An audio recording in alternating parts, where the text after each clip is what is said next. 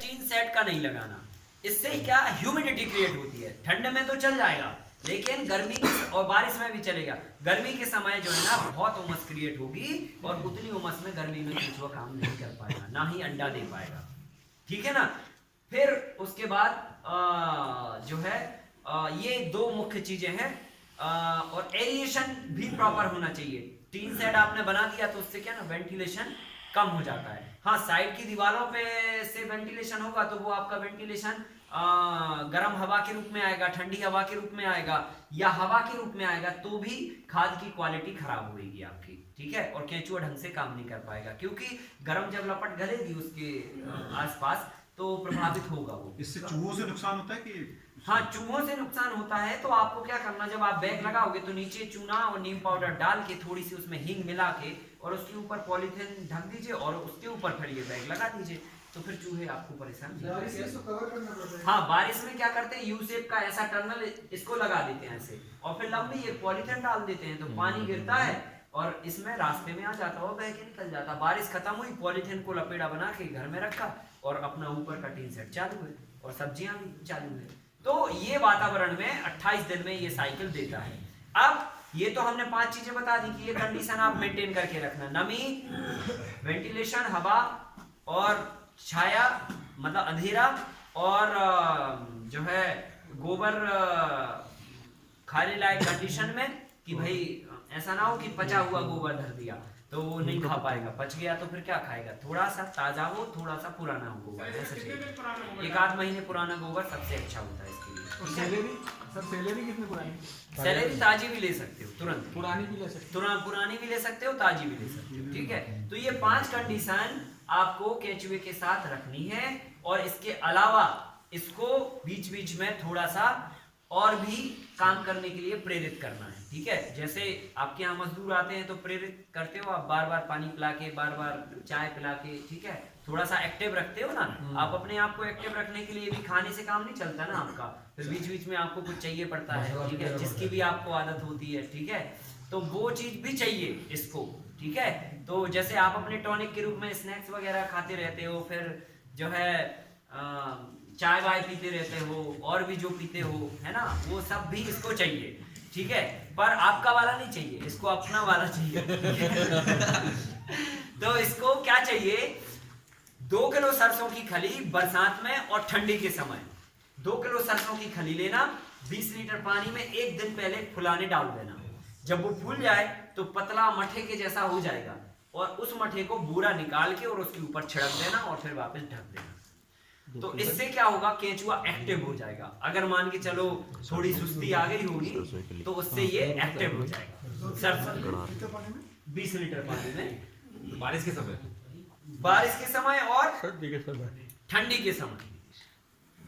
ठीक है, हाँ क्या जी, एक दिन नहीं, खली खली खली सरसों, मस्टर्ड के बोलते हैं, सरसों की खली। हाँ, तो ये ठंड के समय और बरसात के समय करना है। गर्मी के समय आपको क्या करना, 2 लीटर देसी गाय की छाछ और उसमें 250 ग्राम गुड़ घोल देना, और वो इसके ऊपर कुछ पानी मिला के छिटक देना, तो ये गर्मी के समय भी एक्टिव रहेगा।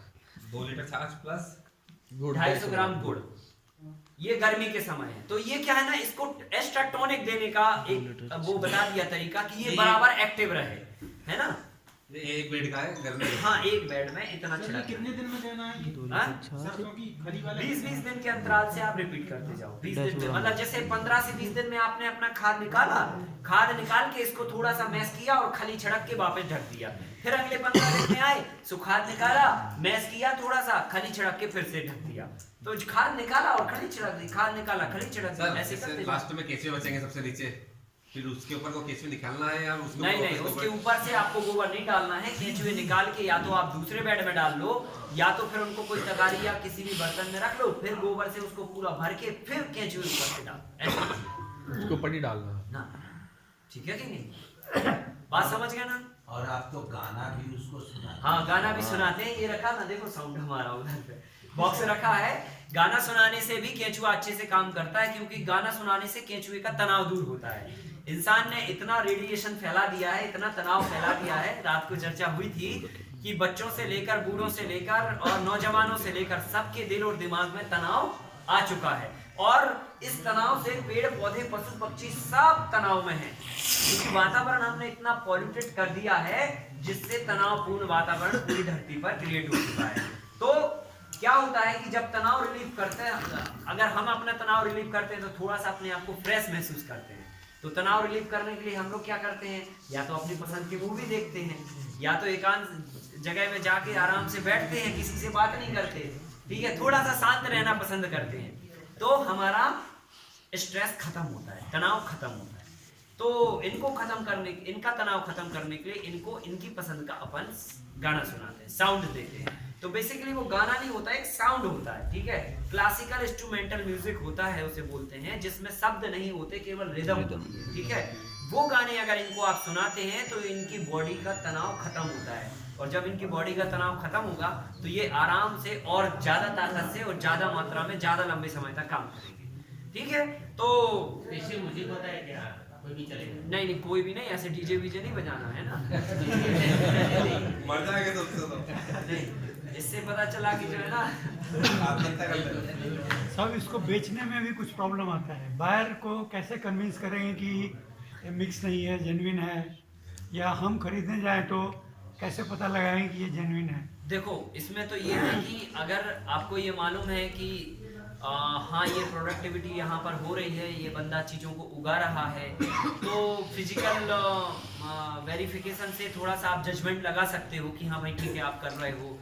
और दूसरा ये है कि नहीं तो फिर आप टेस्टिंग भी सैंपल भेज सकते हो यूनिवर्सिटीज़ के लिए, तो वो टेस्टिंग करके आपको दे देती हैं कि ये मतलब सही है कि नहीं, तो पता लग सकता है। तो बेचने में कुछ दिक्कत होती है? प्रोड्यूस करना तो आसान है, बेचने में दिक्कत होती है। बेचने में देखो क्या है, आपको किसानों से ही अप्रोच करना पड़ेगा स्टार्टिंग में, क्योंकि स्टार्टिंग में आपके पास जितना भी वॉल्यूम होगा, बहुत थोड़ा जो भी है, वो आप आपस में किसानों को देके और उस वॉल्यूम को खपा सकते हो, और नहीं तो फिर जो है अपनी ब्रांडिंग करके, और जो है जो कई तरह की सोसाइटियाँ होती हैं, कई तरह के एनजीओज होते हैं, वो लोग किसानों के साथ संपर्क करके और उनको सब्सिडाइज में कोई प्रोजेक्ट के अंतर्गत बंटवाते हैं, तो उनसे भी अपन संपर्क करके उनको भी इकट्ठा सेल कर सकते हैं। फिर वो अपनी बोरी दे देंगे, अपना ब्रांड दे देंगे, आप उनकी बोरी में भर के उनके ब्रांड में आप दे सकते हो।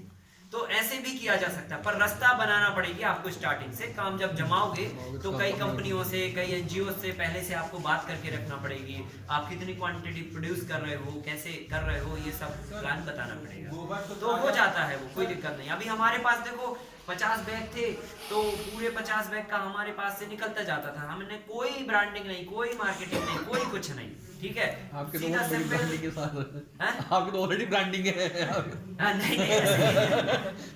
नहीं नहीं ऐसा नहीं है। देखो मार्केटिंग ब्रांडिंग एक अलग चीज होती है, हम तो लोगों को खेती करना सिखा रहे हैं। और देखो हम यहाँ पर आते हैं ना, कोई भी व्यक्ति से हम ये नहीं कहते कि आप हमसे चीजें खरीदो, हम यही कहते हैं कि हम जैसा हम कर रहे हैं ना, ऐसा आपको खुद करना है। तो आप खुद करोगे तो आपको खरीदने की ना हमसे ना किसी और से जरूरत पड़ेगी, आप खुद बनाओ, ठीक है। तो हमने आज तक किसी से बोला हमसे खाद खरीदो, हमसे बीज खरीदो, हमसे ये खरीदो, नहीं। आप हाँ, हमारे पास जो इंडिजीनियस चीजें हैं वो आपके पास भी होना चाहिए, इसलिए हम कहते हैं कि ये ले जाओ और अपने यहाँ मल्टीप्लाई करो, है ना, दोबारा हमसे खरीदने की जरूरत नहीं। तो ऐसा हमारा कोई ब्रांड नहीं है और ये वो नहीं है।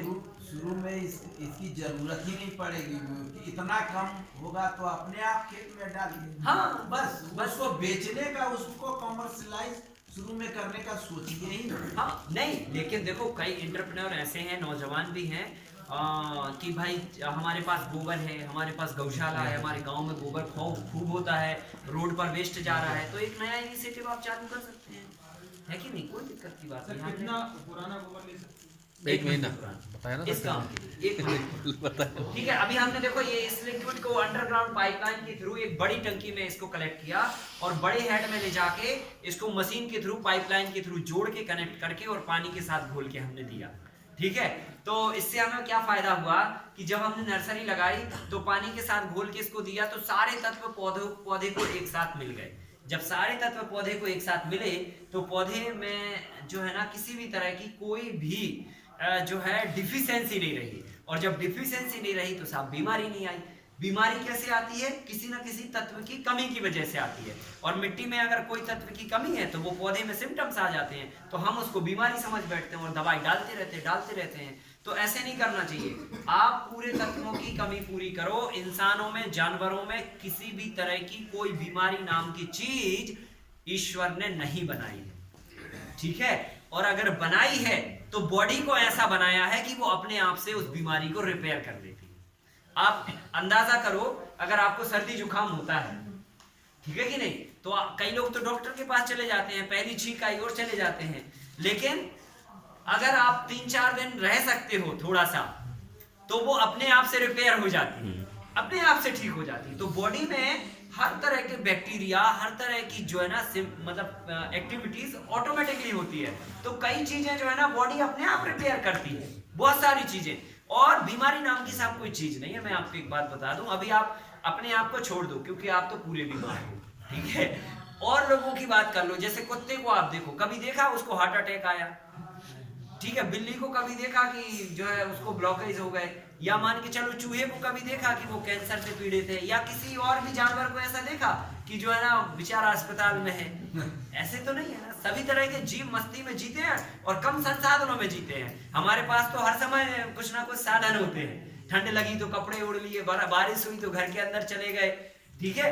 ठंडी है तो भजिए तल के खा लिए, मतलब इस तरह की चीजें हम कर लेते हैं। पर उनकी पूछो जिनके पास ना कपड़े हैं ना भजिए तलने का साधन है, ठीक है कि नहीं। तो प्रकृति जो है ना इस ढंग से है कि इसमें किसी भी तरह की कोई बीमारी नहीं है, और अगर है थोड़ी बहुत तो वो अपने आप से बॉडी रिपेयर करती है। आपने कोई साहित्य तैयार किया है? कौन से तत्व कर रहे हैं, तो इसलिए पौधों में भी कोई बीमारी नहीं होती है, वो मैं आपको बताना चाहता हूँ। कोई बीमारी नहीं होती है। बीमारी केवल इतनी होती है कि आपने अगर कोई तत्वों की पूर्ति जमीन में नहीं की तो उसकी डिफिशियंसी होती है, और उस डिफिशियंसी धीरे धीरे बढ़ते बढ़ते वो बीमारी का स्वरूप में बदल जाती है। जब पौधा कमजोर होगा तो कीड़े किस पे लगेंगे? कमजोर पे। अगर इंसान कमजोर होगा तो बीमार कौन होगा? पहले कमजोर व्यक्ति। जो मजबूत होगा वो बीमार आसानी से नहीं होएगा, ठीक है कि नहीं। तो पौधे को मजबूती चाहिए, और मजबूती के लिए पौधे को सारे तत्व चाहिए, इसलिए मिट्टी में पूरा पोषण आपको देना चाहिए। हम लोग गलती क्या करते हैं, हिंदुस्तान के सारे किसानों को एक आदत पड़ी हुई है, गेहूं बोना साहब डीएपी मिला के बो दिया, फिर 21 दिन बाद पानी दे दिया और उस एक यूरिया मार दिया, फिर 21 दिन बाद एक पानी दे दिया, फिर यूरिया मार दिया और समाप्त कर दी उसकी जीवन लीला, ठीक है।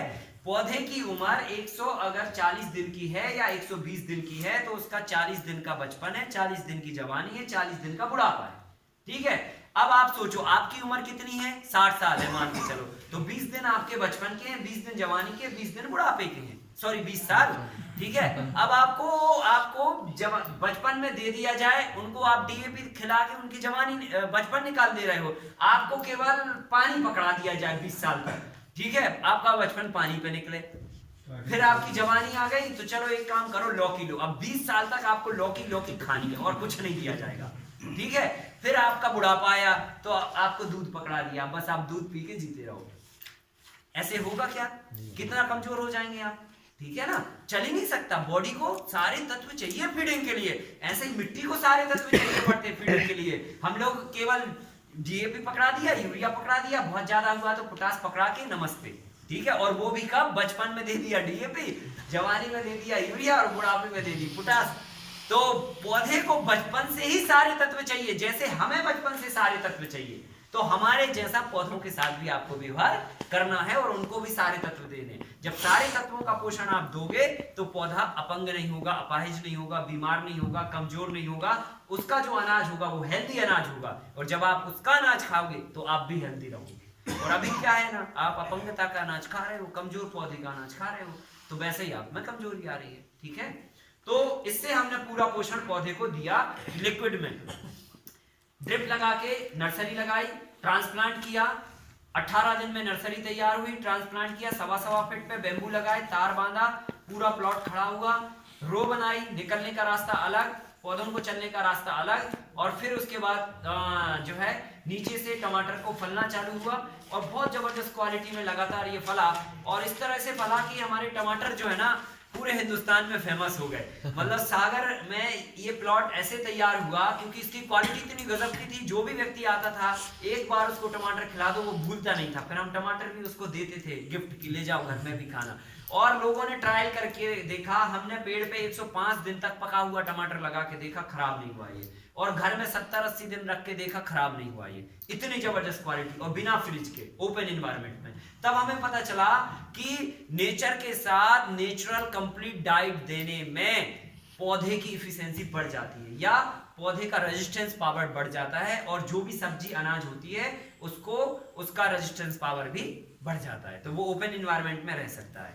तो ये 60-60 दिन तक खराब नहीं हुआ टमाटर, सोचो, मतलब रेड कलर हो जाता था, स्किन सिकुड़ नहीं लगती थी, लेकिन सड़ता नहीं था ये, क्योंकि एक तो कोई केमिकल नहीं है तो रिएक्शन एक्शन होना नहीं है, और दूसरा सारा भोजन दिया उसको, मतलब उसको पूरा मजबूती के साथ बना दिया, तो अब उसको कोई दिक्कत नहीं है, वो नॉर्मल टेम्परेचर में पड़ा रहेगा, क्योंकि वो नॉर्मल टेम्परेचर में ही उगा है सारे तत्वों का पोषण लेके। प्लास्टिक मल्चिंग, हाँ, प्लास्टिक मल्चिंग हमने पहले करी हुई थी, क्योंकि ये हमारा पहला एक्सपेरिमेंट था, हमें नॉलेज नहीं था, हमें चीजों का पता नहीं था, तो हमने किया, ठीक है। पर अब हमें चीजों का पता है तो हम मल्चिंग सीट का उपयोग नहीं करते हैं और ना ही करने की एडवाइस देते हैं, और उसका तो अब हमने सॉल्यूशन ही कर लिया, मल्चिंग की जगह पे भाजी उगाना चालू कर दिया, तो घास का वो नामो निशान कर। सर तो ये टमाटर 1 साल तक चलाया इस पौधे। जैसे टमाटर देसी बीज है, हाइब्रिड है सर? नहीं, ये हाइब्रिड है इसका, लेकिन देसी हमने बना लिया। इसका बीज तो आप रखे नहीं, इसका बीज तो कंपनी से आप खरीद सकते, जिससे हमने खरीदा था। हिमशिखर नाम की ये वैरायटी है, 15 मई को आप इसे नर्सरी में डाल सकते हैं और जून 5-10 तारीख तक या 1 जून तक इसे ट्रांसप्लांट कर सकते हैं। कौन सा कंपनी? हिमशिखर हिमशिखर वैरायटी का नाम है, कंपनी का नाम है सिंजेंटा, ठीक है। वैरायटी का नाम हिमशिखर वैरायटी का नाम। ये तार आपने कैसे बांधे? ये हॉरिजॉन्टल बांधे? हॉरिजॉन्टल, हाँ हाँ। कितने तार बांधे होंगे? लगभग हमने बांधे थे 7-8 के आसपास, 1.5 फीट। और हाइट कितनी गिरी इस पौधे की? बता रहा हूँ, ठीक है। तो ऐसे करके जो है हमने 6 फीट की हाइट पे इसको फैलाया, 7 फीट की हाइट पे फैलाया, 9 फीट की हाइट पे फैलाया, 10 फीट, 11 फीट, 12 फीट, 13 फीट, ये 12 फीट पर हाइट पर हमने टमाटर लगाए। ये 13 इतने मोटे मोटे बैम्बू जो हमारे पास थे, कटंगा वैरायटी जो हमारे पास है, 4-4, 5-5 इंच डायामीटर का बांस जो है, उस बांस से इसको हमने साधा था। उसके बाद भी ये प्लॉट पूरा गिर गया था, मतलब बहुत ही वजन लगा था, आश्चर्य ही जनक परिणाम थे। और मैक्सिमम हम 18 फीट तक हाइट ले गए थे, लेकिन एवरेज 14 फीट हाइट हमारी आई हुई थी, और खुले में किया था, मैदान में, ऐसे नहीं कि कोई सैड नेट था या कुछ था इस तरह की व्यवस्था। और 32 किलो का हमने रिकॉर्ड बनाया एवरेज एक पौधे से निकालने का, ठीक है। तो इस तरह से हमने टमाटर में काम किया, फिर बैगन की कई तरह की फसलों में काम किया। अदरक पहले हम खुले ओपन में लगाते थे, तो जो है ना निकाला हमने 700-800 ग्राम तक का पंजा निकाला। एक पान की फसल पे काम किया। ये अपनी वो अरहर है जो हमने आपको अभी दिखाई है, इसकी फली लंबी होती है, बोल्ड दाना होता है, ये इंडिजिनियस सीड से अपने सीड बैंक में है। तो ये सब चीजें अपन ने करी। उसके बाद दूसरा खाद है मटका खाद, इसकी रेसिपी आप नोट कर लो। इसमें 20 kg चाहिए देसी गाय का ताजा गोबर, ठीक है। 20 लीटर चाहिए देसी गाय का ताजा या पुराना यूरिन।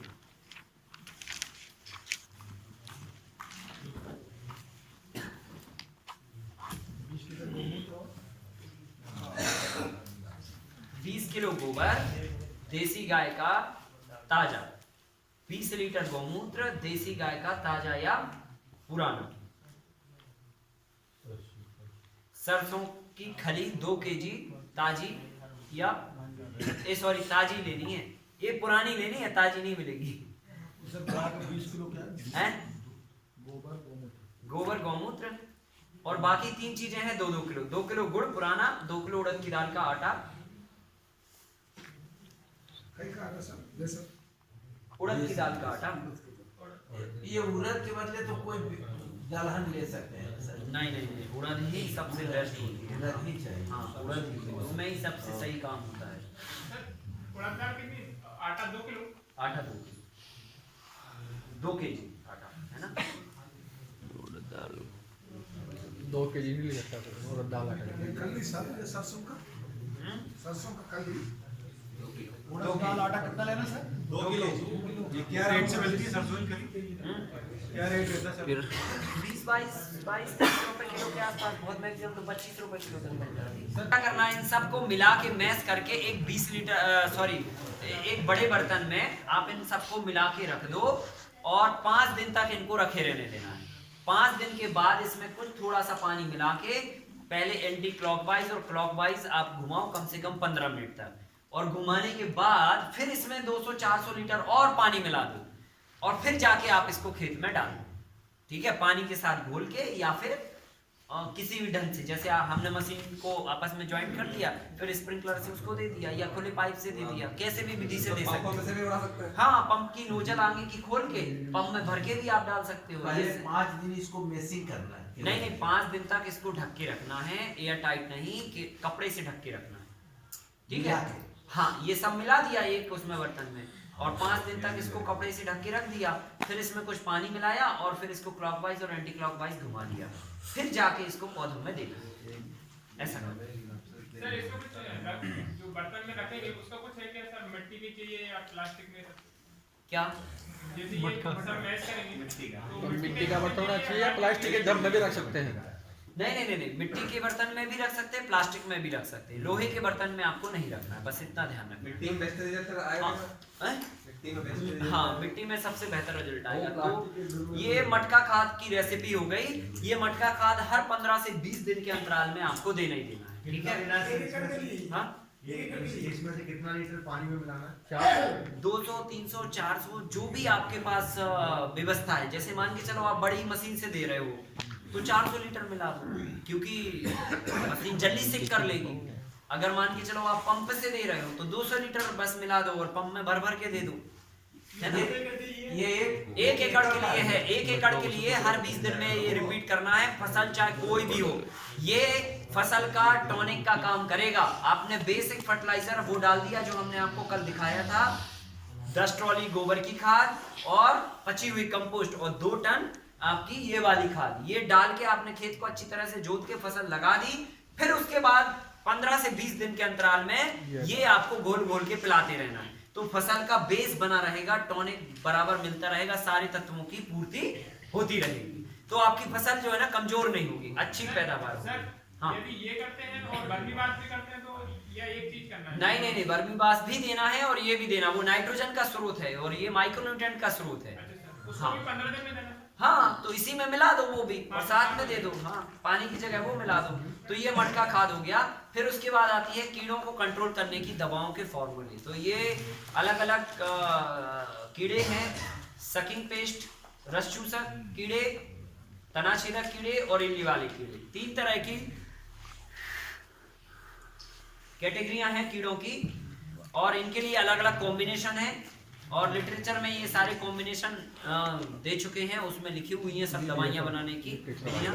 अभी नहीं मिला? नहीं मिला। अभी मिल जाएगा, उसमें है सारी विधियां दवाई बनाने ये की, सब है। दवाई बनाने की। तो वैसे आपका कोई साइट है जिस पर जाकर के हम ये सभी चीजें को देख सकें? हाँ जी, अभी नहीं है, पर बहुत जल्दी हुआ जा रहा है, ठीक है। तो कम से कम ग्रुपिंग वाले को तो देना चाहिए। इसीलिए तो ग्रुप बना दिया ना आपका, कि ग्रुप में हम जो भी चीजें हैं इकट्ठा सबको एक साथ भेजते जाएंगे। कुछ चीजें जो हमारे पास अभी नहीं है तैयार में, या होने वाली या हो जाएंगी, वो सब हम आपको भेजते रहेंगे। ग्रुप इसलिए तो बनाया कि आप हमेशा हमसे जुड़े रहें, ठीक है कि नहीं। जो भी कोई नई चीज आई हमने उठा के ग्रुप पे डाल दी, आपके कोई सवाल जवाब है वो आपने ग्रुप पे उठा के डाल दी, तो सबका एक दूसरे से कम्युनिकेशन बना रहेगा, ठीक है कि नहीं। तो ये सब्जी के लिए आप भी बाहर से ही हाइब्रिड वाला? नहीं, अभी हम यहाँ पे जो काम कर रहे हैं वो सब देसी बीजों पे, सब मल्टीलेयर सब देसी बीज, अभी कोई भी हाइब्रिड नहीं। तो आपके यहाँ अभी बीज अवेलेबल किसी बीज का? हमारे पास लौकी के मिल जाएंगे, गिलकी के मिल जाएंगे, और अरहर के भी हैं, पर अरहर के अभी हम आपको देंगे नहीं। सब्जी सब्जी में लौकी और गिलकी मिल सकती है आपको। सब टमाटर नहीं बताया हाँ, कब नर्सरी डालते सब फिब्रवरी में डालने का है। हाँ, नर्सरी में कब? नहीं, नर्सरी आप थोड़े और पहले डाल दो, लगभग। देखो ऐसा है, मैं आपको एक बात बताऊं, खेती में अगर हम घाटा और मुनाफे को लेकर अध्ययन करेंगे तो शायद हम खेती में कुछ नहीं कर पाएंगे। देखो, मैंने आपको बार बार रिपीट कर रहा हूँ, इस बात को दिमाग से निकालो। खेती में आप ये सोचो कि कितनी मेहनत करते हैं या कितनी मेहनत से कितना रिटर्न मिलेगा। जितना आप इसमें एफर्ट्स डालेंगे उतना ये रिटर्न्स आपको धरती देगी, ठीक है कि नहीं। और खेती में देखो कोई एक फिक्स मीनू नहीं बना है साहब, कि ये मशीन लगा दी आपने दाल मैन्युफैक्चरिंग की, आप इसमें रॉ मटेरियल के रूप में 100 किलो दाल डालिए, ये इतनी बिजली खाएगी इतनी इसमें लेबर लगेगी और इतना फुलका निकलेगा, इतना छिलका निकलेगा, इतनी दाल निकलेगी और इतनी देर में निकलेगी। उसमें क्या ना, सब फिक्स है ना मामला। अब आप उतना डालते जाइए और उतना बिल आएगा, उतना आपका पर केजी का आपका कॉस्टिंग निकल आएगा। खेती में ऐसा नहीं है साहब। खेती में ऐसा है कि अगर मान के चलो आपने एक दाना डाला तो एक दाने के 100 भी बन सकते हैं, और लगातार पिट के बारिश हो गई तो पता चला वो दाना भी जा सकता है।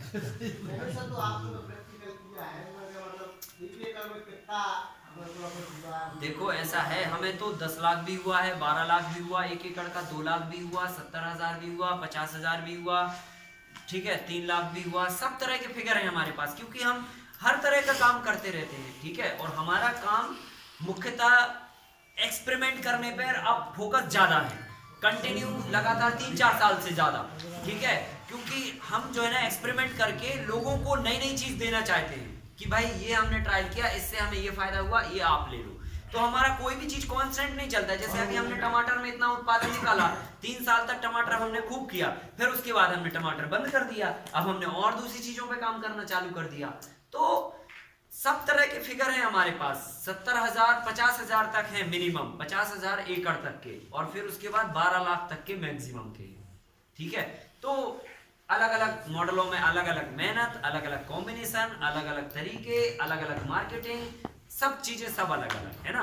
और ऐसा होता है कि कोई साल आपको मान के चलो अच्छे रेट मिल गए, अच्छा मौसम मिल गया, मौके पे चौका लग गया, तो पता चला जो जहां पर 1 बना रहे थे वहीं पे आपने 4 लाख बना लिए, ठीक है कि नहीं। और पता चला समय चूक गए और फसल सही नहीं बना पाए, तो पता चला और रेट सही नहीं मिल पाए, सो पिट गए। तो ये काफी चीजें, पर हाँ एवरेज अगर आप भरोसा करके थोड़ा बहुत भी करते हो उल्टा पुल्टा, तो मैं कहता हूं कि 8 घंटे अगर आप इसमें समय देते हो तो 2 लाख रुपए 1 एकड़ से आसानी से बनाए जा सकते हैं। नॉर्मल एवरेज पकड़ के चले 2 लाख रुपए से आप कहीं नहीं जा रहे साल भर के 1 एकड़ से। तो 5 एकड़ में आप खेती करना चालू कर तो 10 लाख रुपए का आपका बजट साल भर का आसानी से बने, जो एक इंजीनियर और एक डॉक्टर का पैकेज होता है नॉर्मल, ठीक है कि नहीं। सर गेहूं को स्टोर कैसे करना है?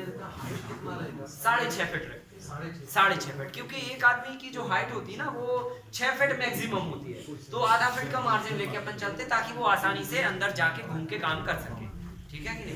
सर गेहूं को अपन जैसे कीड़े लग जाते हैं, स्टोर करने के लिए क्या करना पड़ेगा? उसको धूप में सुखाना। पहले नंबर तो आपको क्या करना, गेहूं को तड़ धूप में पहले नंबर अभी बीज वाली प्रोसेस आ रही है उसमें बता रहे, ठीक है।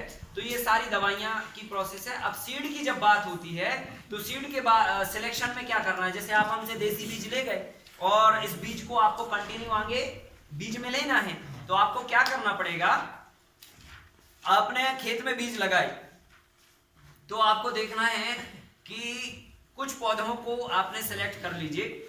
जैसे अरहर के ही लगाया तो आपने मान के चलो बहुत बड़े प्लॉट में अरहर लगाई, छोटी सी जगह में 10 बाई 10 या 15 बाई 15 का एक प्लॉट अलग से फिक्स कर लो उसी खेत में कि ये इस पर हम इस प्लॉट से हम सीड कलेक्ट करेंगे।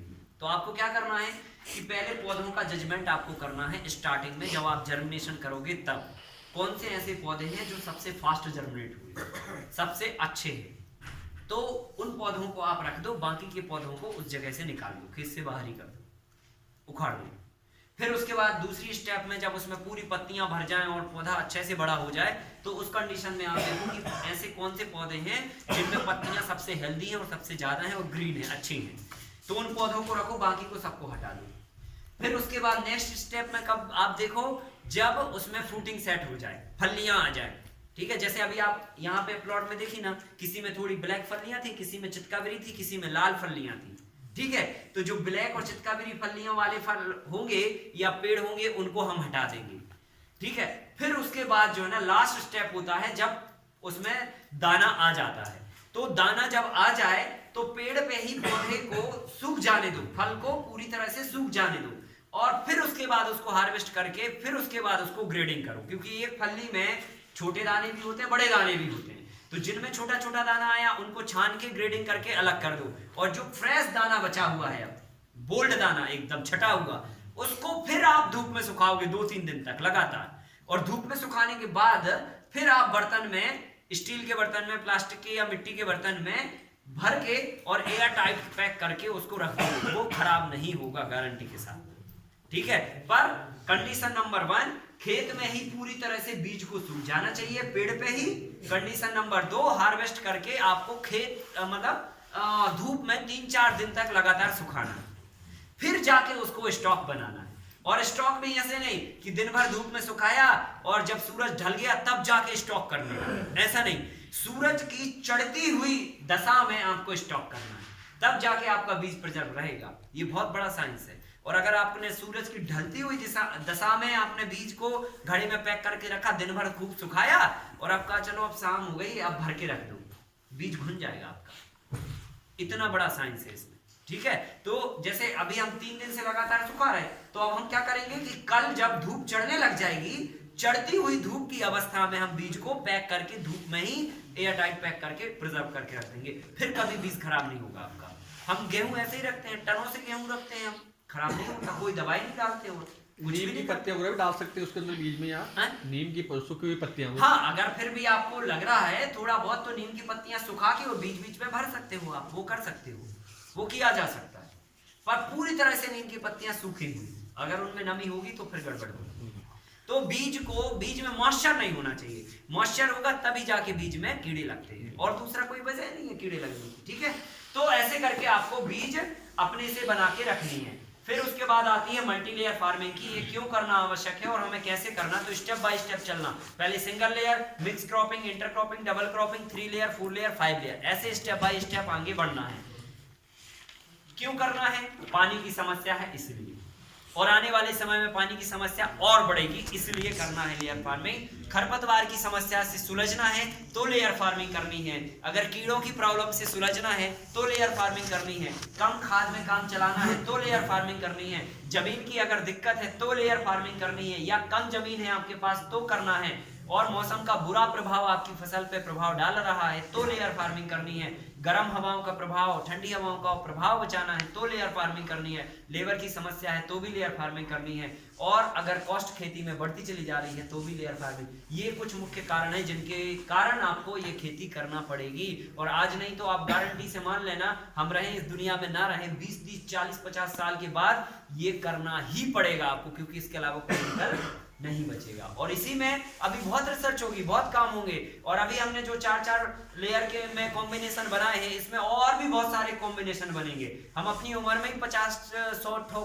कॉम्बिनेशन बना के ठीक है कि नहीं। तो ऐसे करके और भी लोग रिसर्च करेंगे, और भी लोग काम करेंगे, और भी लोग अपने अनुभव लगाएंगे। तो ऐसे करके ये काम करना ही पड़ेगा साहब, क्योंकि जमीन जब 100 एकड़ से 1 एकड़ पे आ जाओगे तो कोई दूसरा तीसरा विकल्प आपके पास बचेगा नहीं। अनाज फैक्ट्री में पैदा होता नहीं है, और लोगों को अनाज तो चाहिए साहब, है ना, और वो भी सही अनाज चाहिए। तो अभी वर्तमान में यही एक तकनीक है जिसके सहारे आप फूड क्राइसिस से निजात पा सकते हैं और क्वालिटी ऑफ फूड पूरे कंट्री को खिला सकते हैं, ठीक है। तो आज से ही एक्सपेरिमेंट करने लग जाओ, 1-2 साल में परफेक्ट हो जाओगे, अपने जिले में आप अपने मास्टर बन जाओगे। आने वाले समय में हो सकता है आप ट्रेनर बन जाओगे अपने जिले के, तो भाई आपसे ही धीरे धीरे चीजें चालू होंगी और आगे बढ़ेंगी, ठीक है कि नहीं। तो हमने गेहूं पे ट्रायल किया, गेहूं में भी हमने 32 क्विंटल तक गेहूं निकाला। ये मिक्स क्रॉपिंग का मॉडल है, और अभी हमने आपको बताया कुछ मॉडल है ना, ये इंटर क्रॉपिंग का मॉडल है जिसमें हमने अदरक और ये लगाया। ये मल्टी लेयर के लिए फील्ड तैयार करने की जो स्थिति है वो है। फिर उसके बाद इसमें जो बैम्बू लगाने की स्थिति है वो 5x6 की है। फिर उसके ऊपर तार का जाला बुनते हैं अपन, और जाला बुनते हैं तो घास अपन ये जाले के बीच में से निकाल के और ऊपर फैला देते हैं, आसानी से फैल जाती है वो। पूरा लिटरेचर देंगे ना सब? हाँ देंगे, है ना। और उसके ऊपर ये घास हमने डाल के रखी है पूरा जाला बुन के, और फिर उसके बाद जो है ना इसमें हम फसल लगाते थे। पहले हमने 2 लेयर पे ट्रायल किया था, नीचे टमाटर की फसल लगाई थी, ऊपर एक बेल वाली फसल लगाई थी। तो दोनों फसलें हमारी बहुत अच्छी हुई और हमें फिर इससे बहुत सहारा मिला आगे और काम करने का। फिर हमने 3 किया, फिर 4 किया, फिर 5 किया, और अब हम 6 पे काम कर रहे हैं। 5 लेयर का सक्सेसफुल मॉडल आपको हम बता चुके हैं, ठीक है। तो ऐसे हमने टमाटर बहुत गर्मी में जब फूल झड़ जाते हैं टमाटर के, उस समय हमने टमाटर अपना बेचा हुआ था। ये क्या नाम से नीचे हमने इसमें जिंजर लगाया है, और उसके सरफेस पर हमने लीफी वेजिटेबल्स बो दी है, जैसा कि हमने कल आपको एक्सप्लेन किया था।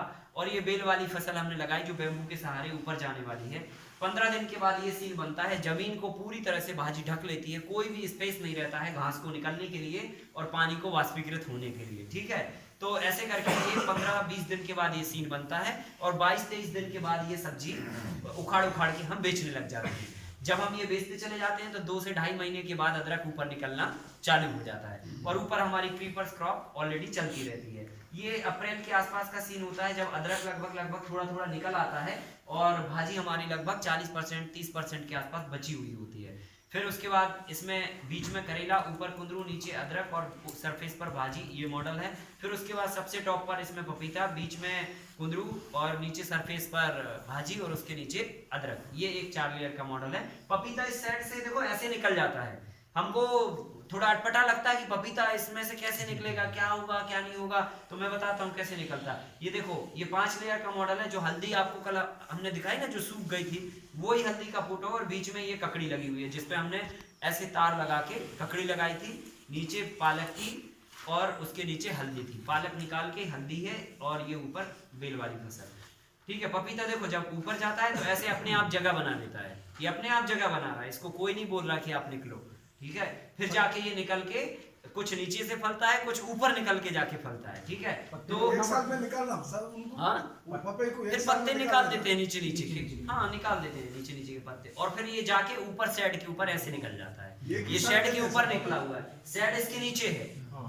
हाँ, पूरा शेड इसके नीचे है, मतलब 6.5 फीट इसके नीचे है और ये 6.5 फीट के ऊपर शेड के ऊपर निकल के फला हुआ है। तो ऐसे निकल के जाके हार्वेस्ट जो है ना, चुंगा बनाते हैं एक, और चुंगा बना के बैम्बू लगाते हैं और बैम्बू को ऐसे ऊपर करके उसमें फ्रूट चुंगे में आ जाता है और नीचे कर लेते हैं।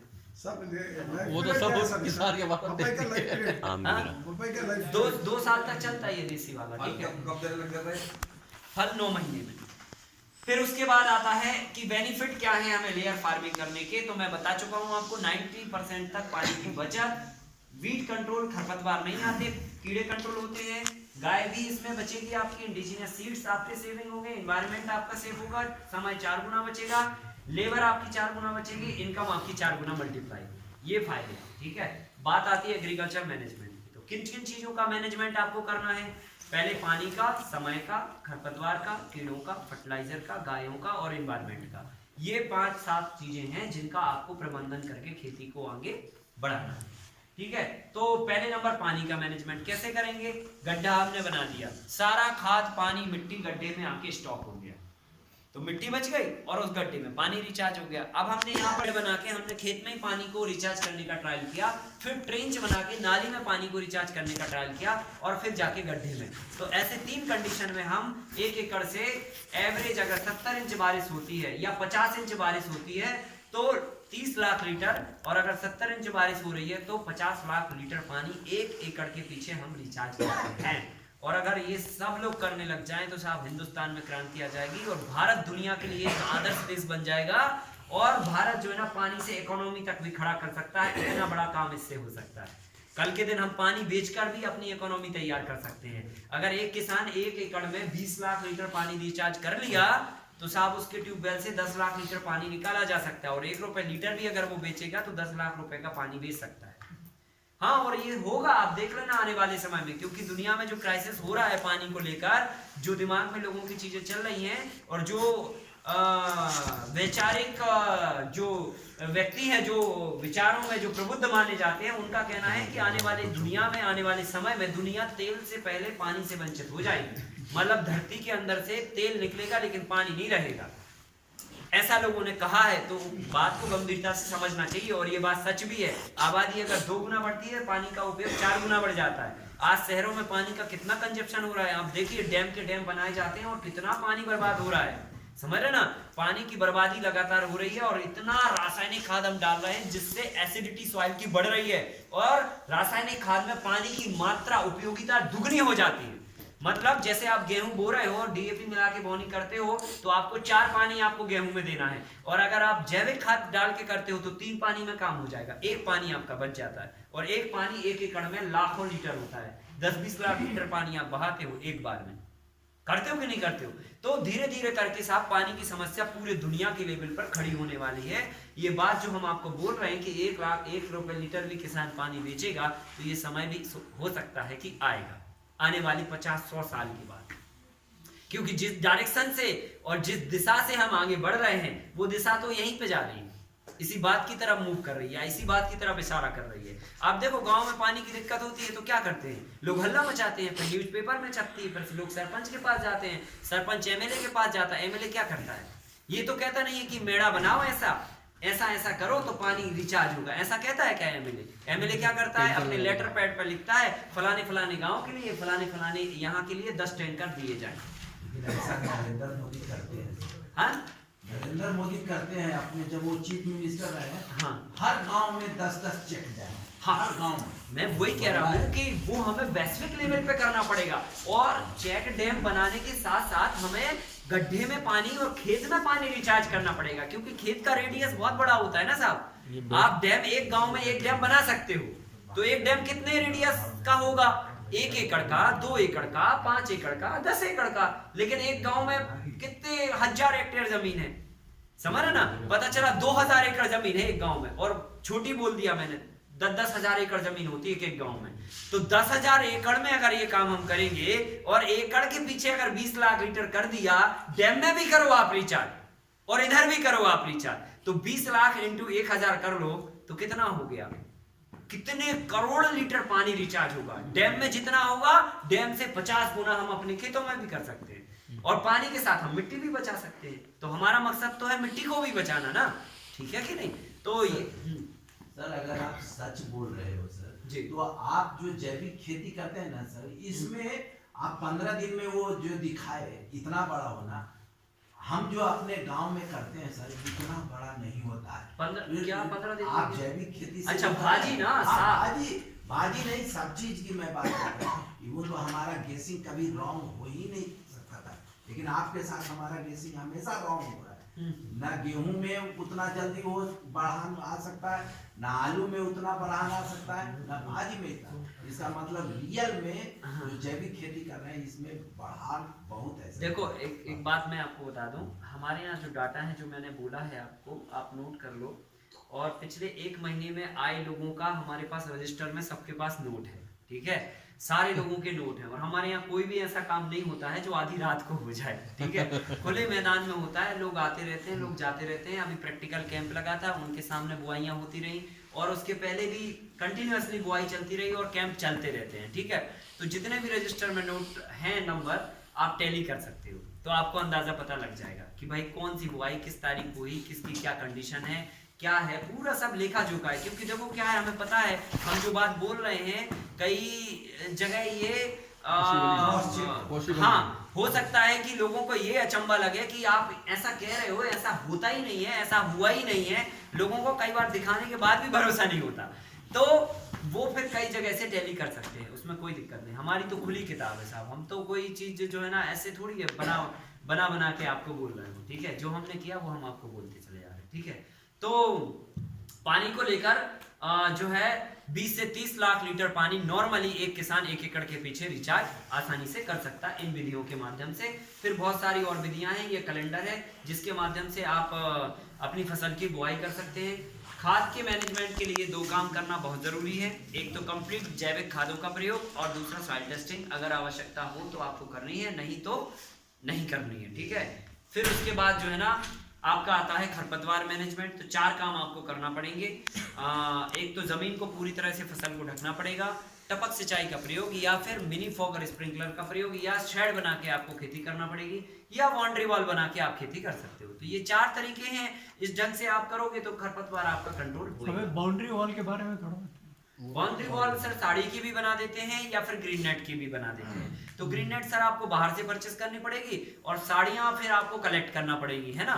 तो अगर सेकंड हैंड साड़ियाँ कहीं से ऐसी मिल जाए इकट्ठी आपको, तो वो कलेक्ट करके और उसकी जो है दीवार लगा के चारों तरफ से 2 साड़ियों को आपस में सिलना पड़ेगा, तो 8 फीट की हो जाएगी। तो दीवार बना के चारों तरफ से, और कुछ लकड़ियां बाहर से लगा के, और उसको तार से बांध के फिक्स कर सकते हो। तो वो आपकी बाउंड्री वॉल 3-4 साल आसानी से चल जाती है। अच्छा, हमारे यहाँ सर 40 बाई 70 का बाउंड्री वॉल दिया हुआ है, ईंट से दिया हुआ है, ठीक वो है। वर्कआउट करेगा सर? हाँ करेगा ना, बिल्कुल करेगा। आरसीसी प्लान की जाती है वो भी सर। हाँ चलती सर ड्रिप इरिगेशन लिखा है सर, ड्रिप आप तो ड्रिप लगाते नहीं है सर? हाँ हमने बोला कि इसकी जगह फोगर इरिगेशन भी कर सकते हैं। ड्रिप इसलिए लिखा है, ड्रिप के साथ में सॉरी हमें वो भी लिखना चाहिए, मिनी फॉगर स्प्रिंकलर।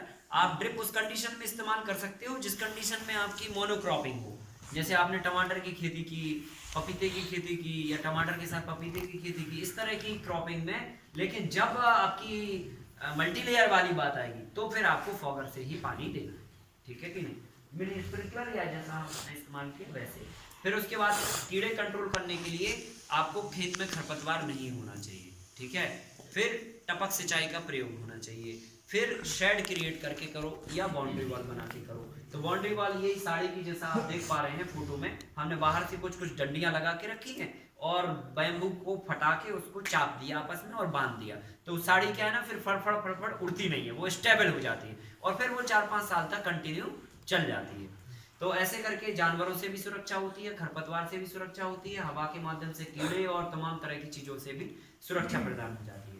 तो ये करना चाहिए। फिर गाय के मैनेजमेंट के लिए आपको देसी गाय की नस्ल स्थापित करनी है, कल हम बता चुके, और उसके गोबर का सही इस्तेमाल करना है, कैसे वो बता चुके। यूरिन का सही इस्तेमाल करना, आप डिस्टिल यूरिन करके भी यूरिन की मार्केटिंग कर सकते हो। मिल्क जैविक लेके आओगे, और जो कल दूध हमने आपको बताया था वो तो साहब जैविक तो है ही, वो मेडिसिनल मिल्क है, ठीक है। तो उसके रेट्स आपको अच्छे मिलेंगे। जब ये काम आपके से होने लगेंगे तो गाय की इज्जत आपके लिए बढ़ जाएगी, क्योंकि गाय प्रॉफिटेबल हो जाएगा तो सब लोग फिर पालने के लिए सोचने लग जाएंगे। अगर गाय 10,000 रुपये महीना भी देने लगी अगर सब कुछ काट पीट के, तो फिर लोग उसको अपने आप पालने लग जाएंगे, ठीक है। अभी गाय में उसको फायदा दिखता नहीं है तो बस छोड़ देते हैं। तो ढंग से ये काम करना पड़ेगा तो जाके गाय में फायदा होएगा।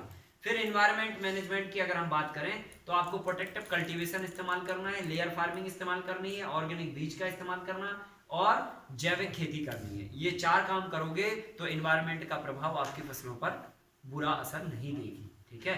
तो ये है। फिर उसके बाद अंत में समरी है। तो ये सारे फायदे हैं, सॉइल की fertility, pollution control, water conservation, और क्रॉप का इम्यूनिटी सिस्टम बढ़ेगा, पेस्ट कंट्रोल होगा, कीड़े कंट्रोल होंगे और खरपतवार नहीं आएगा, और मौसम के बुरे प्रभाव में भी आप फसल को उगा सकते हो, ठीक है। अंत में ये हमारा कॉन्टेक्ट नंबर है, ये हमारा संस्थान है उन्नत कृषि अभियान परिसर, नंबर 9179066275, और नीचे 2 ईमेल आईडी लिखी है। अगर कोई बात संवाद आपको कभी करना हो लंबा चौड़ा तो आप ईमेल लिखकर भी आप हमसे बात संवाद कर सकते हैं। व्हाट्सएप के थ्रू आप हमसे लगातार कम्युनिकेट कर सकते हैं। अपनी खेत की समस्या, अपनी खेत की जो भी आने वाली सजेशंस हैं वो आप व्हाट्सएप पर लिख कर हमें इस नंबर पर संपर्क कर सकते हैं। जवाब आने में थोड़ा समय लग सकता है, 2-3 दिन लग जाए हो सकता है, पर जवाब आपको हम देंगे तो आप संपर्क कर सकते हैं। और शाम को 8 से 10 के बीच में हमने कॉलिंग का टाइम रखा है। अगर आपको खेत से संबंधित या किसी भी बात आपको करनी है, कोई प्लानिंग करनी है या कोई सब्जी के बारे में बात करनी है या जो भी आपको खेती से रिलेटेड कोई बातचीत हो, तो वो आप शाम को 8 से 10 के बीच में हमें फ़ोन करके अपनी बातचीत कर सकते हैं। आपके नंबर पे। हाँ, और दिन में भी आप कर सकते हैं, पर दिन में क्या होता है ना कि मैक्सिमम टाइम हम कहीं ना कहीं ट्रेनिंग में, कहीं ना कहीं कोई ना कोई काम में होते हैं, तो हो सकता है हम बात ना कर पाएँ। तो शाम का समय सबसे अच्छा होता है, 8 से 10 के बीच में हम अपने आप को फ्री रखते हैं केवल कॉलिंग के लिए, तो आप उस बीच में हमसे संवाद कर सकते हैं। और अगर बहुत ज़रूरी बात हो तो टेक्स्ट मैसेज करके भी आप अपनी बात कह सकते हैं, तो हम फ़ोन कर लेंगे आपको, ठीक है। तो ऐसे करके हम हर लेवल पे आपकी मदद करने के लिए तैयार हैं, पर आपको 2 कदम आप बढ़ाओगे आगे तो 1 कदम फिर हमारी तरफ से आपके लिए बढ़ेगा, ठीक है। हमारी तरफ से जितना सहयोग है, हमारे पास जितना अनुभव है या जितना नॉलेज है, या उसका कहीं पे भी आपके काम में कोई उपयोग हो सकता है, तो मैं पूरी खुली तरह से आपको सहयोग करने के लिए तैयार हूँ, ठीक है। पर आपको उसमें कदम आगे बढ़ाना पड़ेगा। अंत में मैं अपनी एक बात कहना चाहता हूँ कि इस मिशन को हम बहुत ऊंचे लेवल पर और बहुत बड़े लेवल पर खड़ा करना चाहते हैं, क्योंकि यहाँ पर जैसे कि हमने व्यवस्थाओं से आपको ट्रेनिंग दी है, इस ट्रेनिंग व्यवस्था को भी हम और सुधारना चाहते हैं और ऐसे लोगों को देना चाहते हैं और बड़े लेवल पे इस काम को करना चाहते हैं, और देश में एक ऐसा एजुकेशनल ढांचा खड़ा करना चाहते हैं ताकि आने वाले बच्चे जो है प्रैक्टिकल एजुकेशन से जुड़कर और प्रैक्टिकली चीज़ों को सीख कर और खेती में उद्यमिता स्थापित कर सकें, ठीक है। तो इसके लिए 3 चीज़ें चाहिए होती हैं साहब, धन चाहिए होता है, मन चाहिए होता है और टन चाहिए होता है, ठीक है। तो तीनों चीजें चाहिए, और इस तीनों चीजों में जो व्यक्ति जिस चीज में सामर्थ्य रखता हो वो इस मिशन में कंट्रीब्यूट कर सकता है, क्योंकि ये व्यक्तिगत काम नहीं है हमारा, ये मैं किसानों की भलाई के लिए काम कर रहा हूँ, और लोगों को और ज्यादा इसमें रिसर्च करके हम कुछ दे पाएं, कुछ इसमें और ज्यादा लोगों को मतलब और ज्यादा लेवल पर तक इसको हम पहुंचा पाएं, उसके लिए जो भी जिस लेवल पे मदद कर सकता है वो सादर आमंत्रित है, वो कर सकता है, धन के रूप में भी कर सकता है, और समय के रूप में भी कर सकता है, और मानसिक रूप से भी वो विचार देकर भी कर सकता है, हर लेवल पे वो कर सकता है, ठीक है। अब मैं आपको एक बात बोलना चाहता हूं कि जो लोग अपने से कोई कंट्रीब्यूशन करना चाहते हैं कि जी हाँ हम ये चाहते हैं कि इस मिशन में हमारा ये सहयोग हो जाए जिससे ये काम और आगे बढ़े, तो वो कर सकता है। तो एक हमने एक व्यवस्था रखी है 500 रुपीज की, जिसमें हमने देश के लोगों से कहा है कि आप 1 रुपए अपनी जिंदगी का 1 रुपए प्रतिदिन हमारे इस मिशन को आगे बढ़ाने के लिए दोगे, 1 रुपए प्रतिदिन। तो 1 रुपए के हिसाब से 365 रुपए होता है 1 साल का, ठीक है। तो 365 रुपए आप हमें वो दोगे, और उसके अलावा 135 रुपए और दोगे, ये दोनों मिला के होते हैं 500 रुपए 1 साल के। 500 रुपए आप हमें 1 साल के दोगे, तो इसके बदले में हम फ्री ऑफ कॉस्ट आपको सर्विस भी देते रहेंगे। जब भी आप फोन लगाओगे आपको फोन पे संवाद होगा, जब भी आप विजिट चाहोगे हमारे पास समय रहेगा, हम विजिट देंगे, या जो भी होगा वो सब चलता रहेगा। लेकिन इसके बदले में हम आपको एक मैगजीन भी देंगे साल भर में एक बार, साल में एक बार। तो उस मैगजीन से ये फायदा होगा कि आपका जो नॉलेज है वो आपका नॉलेज अपडेट होता जाएगा और इंप्रूव होता जाएगा। हम इसमें मैगजीन में जितने भी आइडल फॉर्म देश में खड़े होंगे, युवा खड़े होंगे, उन सबकी सक्सेस स्टोरी या जो भी हमने रिसर्च वर्क किया या जो भी हमें इनोवेटिव वर्क लगता है कि ये लोगों तक पहुंचना चाहिए, तो वो हम उस मैगजीन्स के माध्यम से मार्केटिंग की व्यवस्था या XYZ सारी चीजें वो हम मैगजीन्स के माध्यम से आप तक पहुंचाते हैं। तो ना वो मार्च से मतलब अप्रैल से स्टार्ट होगा और मार्च तक होगा, फिर अप्रैल से स्टार्ट होगा और मार्च तक होगा। तो मतलब आप अप्रैल के बाद मार्च के बीच में कभी भी आप हम इस व्यवस्था में आते हैं तो आपको साल में एक बार मैगजीन मिल जाएगा। जैसे आप अभी आते हैं तो मार्च के पहले आपको एक मैगजीन मिल जाएगी, फिर अप्रैल में सेकंड ईयर में जाते हैं तो सेकंड ईयर का। तो हम चाहते हैं कि 1 रुपए आपका कंट्रीब्यूट हो हमारे लिए, तो 1 रुपए से हम अपना ए मिशन को आगे बढ़ाने में लगाएं, और जो 135 रुपए है उसके बदले में हम आपको मैगजीन दे दें। तो आप चाहे उसको कैसे भी समझ लो, बराबर ना, कि आपने 500 दिए सो हमें मैगजीन मिल गई, बात खत्म। या आप ऐसा समझ लो कि आपने 500 दिए हमें मैगजीन भी मिल गई और हमने फोन पे कंसल्टेंसी भी ले ली, या जो भी करना हमने वो कर लिया, और हमें जो है इस मिशन का हम हिस्सा भी बन गए। क्योंकि ये जो है ना कोई व्यक्तिगत किसी व्यक्ति का काम नहीं है, ये आप सबका काम है, ठीक है कि नहीं। तो इसमें जितने लोगों की जो भी आहुतियां डलेंगी उसमें उतना ही अच्छा होगा। आपको कभी बुलाना होगा हाँ, एड्रेस पे भेजी जाएगी, ऑनलाइन भी और ऑफलाइन भी। तो उसके लिए आपको करना ये है, हमारी जो संस्थान का अकाउंट नंबर है वो आपके ग्रुप पे आ जाएगा। आप ग्रुप में या डायरेक्ट भी आप दीपेश भाई को भी आप संपर्क करके कैश भी दे सकते हैं और उनको पूरा एड्रेस लिखा सकते हैं कि ये हमने मैगजीन का डोनेट किया हुआ है आपको, और ये हमारा पता है। तो वो आपका लिस्ट में नाम अपडेट हो जाएगा और फिर आपको मैगजीन पहुंच जाएगी साल में एक बार। सर विजिट के लिए आपको कल जो एक स्लाइड दिखाया था विजिट के लिए अगर हमको बुलाना है तो देखो, पहली तो ये होती कि अगर उस जिले में या उस क्षेत्र में कहीं प्रोग्राम लगा हुआ है, हमारा दौरा लगा हुआ है, तो फिर हम आपसे, आप पहले से हमें बोल के रखेंगे तो हम आपको संपर्क करके और आपका विजिट बना देंगे। और अगर नहीं लगा है और मान के चलो हमारे पास समय है और आप हमें बुला रहे हैं, तो फिर हम आपको आपके पास पहुंचेंगे। पर उसमें यह है कि आपको आने जाने की हमारी व्यवस्था करनी पड़ेगी और रहने भोजन की व्यवस्था करनी पड़ेगी, और हमारी कोई स्पेशल फीस नहीं है, ठीक है। सब कल के एक साइड में आपने लिखा था कि 250 एंटरप्रेन्योर सेंटर्स आपने डेवलप किया जी। है, उसके बारे में कुछ बताइए। हाँ, उसके बारे में वही तो हम कह रहे हैं कि ये सारी जो बातें हम कह रहे हैं ना, इन सब के पूरा प्रैक्टिकल नंबर, नाम, स्थान, उनका कुछ बायोडाटा, ये सब हम देना चाहते हैं आपको। वही तो सिस्टम बता रहे हैं। अब हमारे पास क्या है ना, इतने सारे लोग हैं, अभी हम एक एक व्यक्ति को सारे लोगों की कैसे चीजें बताएं। तो ये सिस्टम जब बन जाएगा, एक मैगजीन बन जाएगी, तो उसमें सब मिलते रहेंगे आपको, उसमें सारे कांटेक्ट मिल जाएंगे। पता चला आपके जिले में कोई व्यक्ति होगा तो वो आप संपर्क कर सकते हो उससे। तो वो हम काफी डायरेक्टरी वगैरह ये सब बनाने वाले हैं। जी जी, एक रुक जाइए, 1 मिनट हाँ। ये 13 तारीख को ने अपना मटेरियल फार्मिंग को लेके हाँ। मेरी आपसे बातचीत की चल रही थी। हाँ, हाँ। तो वो क्या है, एक महीने की ट्रेनिंग हम उसको कर रहे हैं। 140 हमने महिला किसानों का इसमें सिलेक्शन किया है। हाँ, हाँ। तो हम चाहते हैं कि सर एक महीने में लगभग एक बार बस आप विजिट कर दें। हाँ। तो आपके माध्यम से उनको मार्गदर्शन मिल जाएगा और जो भी चार्जेस रहेगा वो हम पूरा कर देंगे। नहीं, आपका व्हाट्सएप आया था, मैंने नोट कर लिया है उसे, और हम बहुत ही जल्दी आपको कोई ना कोई डेट दे देते हैं, ठीक है ना। बीच में कहीं ना कहीं कैसे न कैसे डेट दे देते हैं। मैंने कलेक्टर मैडम को भी बताया था आपके इस प्रोजेक्ट के बारे में जी। तो उनकी भी इच्छा थी कि 13 तारीख के हम लोग कार्यक्रम में आप आए, लेकिन हम नहीं पहुंचे। देखो, समय की व्यस्तताएं ऐसी होती है ना कि डे टू डे प्रोग्राम फंसे होते हैं। मैं इतना मजबूर हूँ कि मैं करना तो सब कुछ चाहता हूँ, पर समय की बाध्यता जो है ना ऐसी हो जाती है कि विवश हो जाते हैं, ठीक है ना। लेकिन एक महीने का ये जो वक्त है ना, इसमें कहीं ना कहीं हम कोई ना कोई डेटा आपको निश्चित रहिए। एक बार इन भाई के लिए जोरदार तालियां। इन्होंने इतनी महिलाओं को एक साथ connect करके और सारी महिलाओं के लिए मल्टी लेयर फार्मिंग का 1 महीने का पूरा कैंप वहां पर शिवपुरी में लगाया है इन्होंने, और पूरा प्रोजेक्ट इनको हमने बना के दिया था, और ये पूरे महिलाओं के साथ में सभी महिलाओं के लिए ये काम करने जा रहे हैं। तो ये बहुत अच्छी बात है। इस तरह से जब हम आगे आके लोगों के साथ जुड़ के काम करेंगे और लोगों की फायदे की बात करेंगे तो उसमें डेफिनेटली जो है ना बहुत अच्छा लगता है, और काम आगे बढ़ता है, लोगों को लाभ होता है, तो खुशी महसूस होती है, ठीक है। तो आपके लिए बहुत बहुत अभिनंदन जी। हाँ, जोर से बजा दीजिए।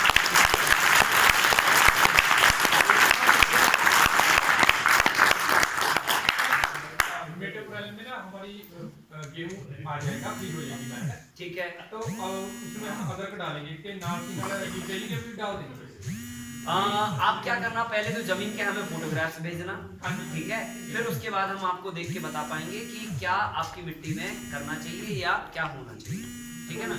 जमीन के फोटोग्राफ्स भेज के। हाँ। मैं ये कहता हूं, जो मरना खाद आपने बोला कि 20 दिन 15 दिन बाद डाल दिए जी। ज्यादा डाल दे, 10 दिन बाद चीजें तैयार हो गई तो 10 दिन बाद भी डाल सकते हो, दिक्कत तो नहीं, कोई दिक्कत नहीं है, पर 20 दिन में तो आपको देना ही है। हाँ जी, नहीं कोई दिक्कत नहीं। जैसे मैं लोगों को पूछा था, मेरी जमीन पथरीली जमीन है जी, तो उसमें क्या कर सकते हैं, पानी नहीं और टेम्परेचर बहुत ज्यादा है। आप सर एक बार फोटो मुझे भेज देना, तो फोटो से क्या ना एग्जैक्टली कैलकुलेशन लग पाएगा कि हाँ इस मिट्टी में ये किया जा सकता है। तो फोटो आप भेज देना, नाम मोबाइल नंबर पता लिख के भेज देना, ठीक है। लैंड का एरिया लिख देना, पानी की कंडीशन लिख देना, टेम्परेचर लिख देना, ये बातें लिख देना मोटा मोटा, फिर हम आपको प्लान बना के दे देंगे, ठीक है जी। हाँ, काली अरहर और बकरा बिना पानी से उगाई, ये क्या काम है, किसको देना पड़ेगा बेचने का? ये भी आप हमें दे सकते हैं और मंडी में भी दे सकते हैं, है ना।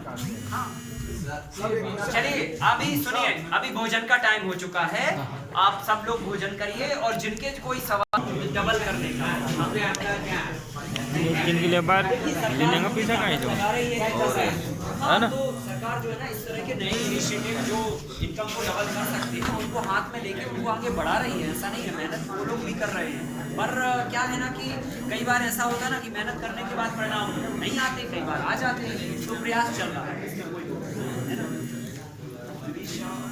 हाँ, बाय रोड वैसे आगे से